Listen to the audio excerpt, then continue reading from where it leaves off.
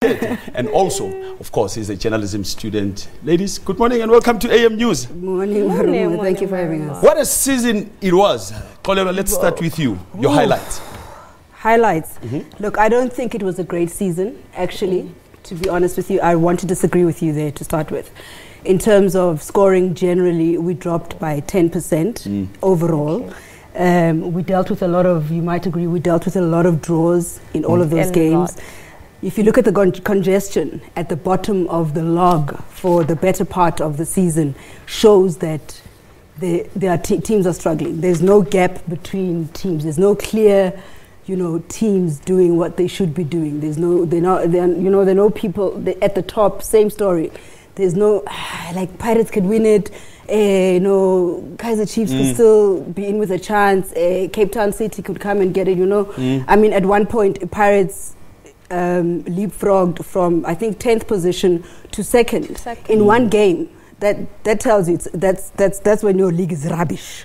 when you can do things like that, that's just nonsense. But saying that, on the other side, Kilabogile, your team, SuperSport United, did ever so well. They were on continental duties. They came back home. At some point, they looked like they were going to actually go and be plying their trade in the second division. What happened there?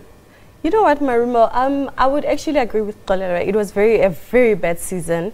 I remember at some point SuperSport had games in hand, and we did say that every sports person would actually tell you that games in hand doesn't necessarily mean points in the bag. It wins. Yeah. So I think the pressure of all the games they've been playing in the CAF and all the games they've been playing in the domestic league actually took a toll on them. And it was very bad. It was bad. But now, Kolelo, we then look at Wits. Right. Wits struggled from winning the league to almost also facing relegation. You understand? I mean, 24 points they dropped from where they were the season before to this season. They're defending champions this season. It was bad, guys. And then, Pirates then leapfrog 22 points in the other direction, which was great for us. And I think the difference for Pirates was Luvuyo Memela coming to the party. I mean, age 30, you ask yourself, where has this boy been? And then, you go back into history, and he was at Ajax. And at Ajax, he was seeing players like Duty coming in and going. Who's this boy that plays overseas? Where Ajax going? Shorty. Yes, Bafana. Yeah. They come, they go. Their careers are flourishing. They come, they go. Their careers are flourishing. Serero, yes, sorry, Tulani Serero, and he's there, and then he's moving between the lower divisions, and then he goes to Chippa United, and then he's back at another, your Cape Town All Stars, whatever it was, and then he comes to Pirates. But we hear that there's trouble, behind. He comes to the Bright Lights of Joburg. There's trouble behind the scenes. He's misbehaving. And you have a talk with him, and then you get a guy on board like Rulani Mukwena. Wow. Now, can we talk about Rulani Mukwena? Before we get to Mourinho, so how can you not flourish as Luvuyo Memela? Let's firstly look at, look, everyone was talking about Steve Komphela.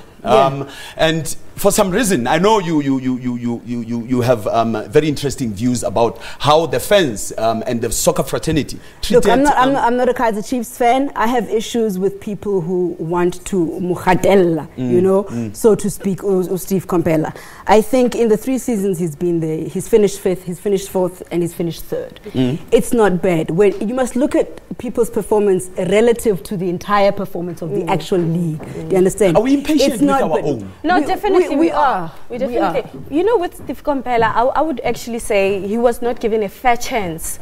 Chief supporters wouldn't agree with you guys because he's been there for 3 years. He was not given material either. Exactly. You understand? You can't ask a coach to turn water into wine and you don't give him grapes. You understand? With Chiefs, I think the problem was that they didn't give the coach what he wanted. They gave the coach what they wanted, the management. They signed players for him. They didn't allow Steve Komphela to choose the material that he wanted. You can't actually... But unfortunately, in this beautiful game wait, you don't get to choose players. Wait. Your Mashamaita is gone.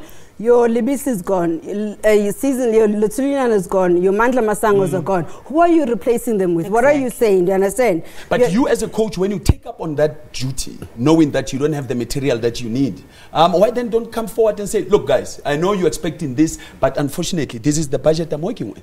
But do you think that he didn't?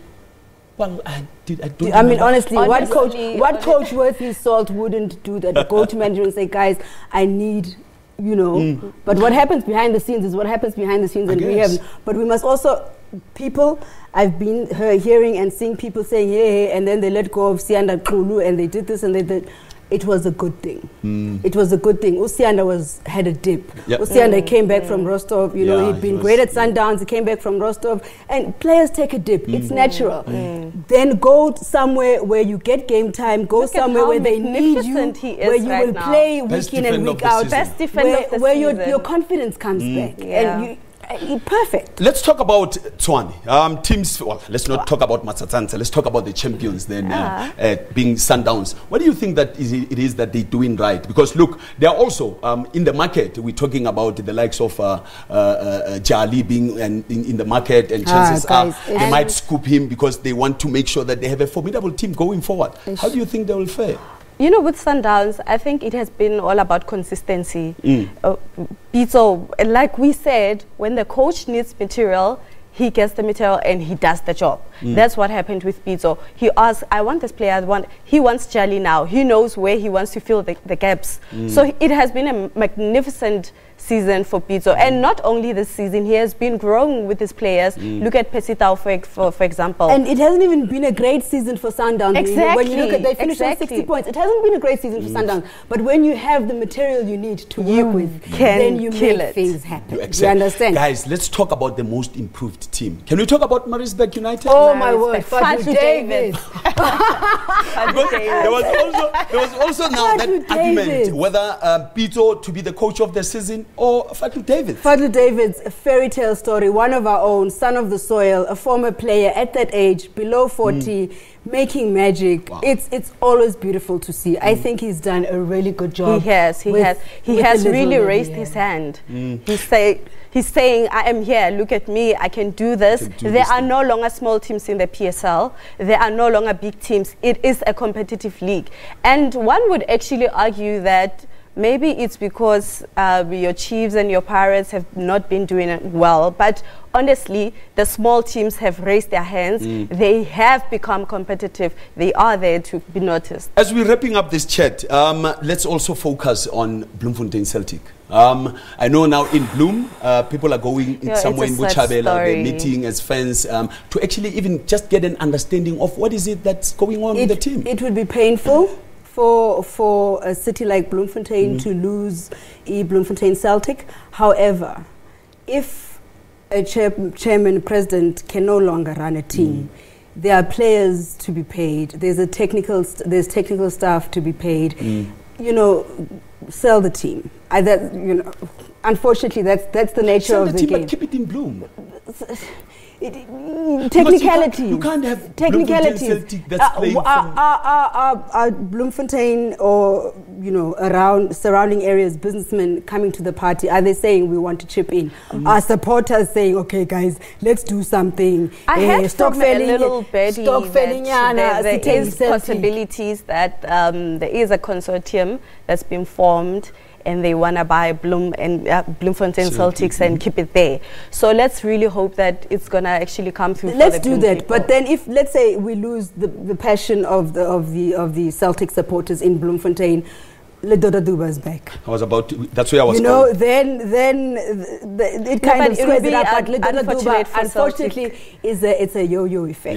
Because they're back now, they could be gone tomorrow. Because Celtic, in terms of their support, guys, has always been consistent. That atmosphere, it's been wonderful, and it's been there for years. It's something we always look forward to. Now that we're wrapping up, the World Cup is a few days away. We have 4 nations that will be representing the continent at this showpiece. Who's your money on? Are we all on? Okay, there's Tunisia, there's Morocco, there's Nigeria, there's Egypt, there's Senegal. There's 5. There's 5, yeah. Senegal, I don't even want to, because they stole our position.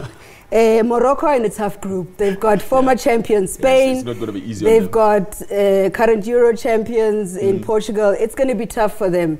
Tunisia, England, Belgium. I know Senegal took us out, but I'm actually putting my money on Senegal that they would actually qualify for the group. What about Egypt? Egypt, you know what? Egypt is a very good team in Africa, but when it comes to the world, it hasn't actually been doing good. And without Mohamed Salah, but it's going to be good for their thing. Guys, unfortunately, we have to wrap it up. It's a conversation we can have the entire morning, of course. Of course, there was former international sports anchor, Olelo Macheke and Kelebohile Masilo, who support all teams from Pretoria. And of course, Shantae is also joining in on this discussion. So lovely to hear a woman talking about sport. Absolutely incredible. You see what I was talking about, that gents will learn a thing or two about this beautiful game from you will. these Change is coming, change is coming. And change is also coming to SABC News from tomorrow. Hashtag Black is coming. Be on the lookout. For myself, Shantae Yankee. And Marumo Kekana, have a beautiful Sunday. Bye-bye.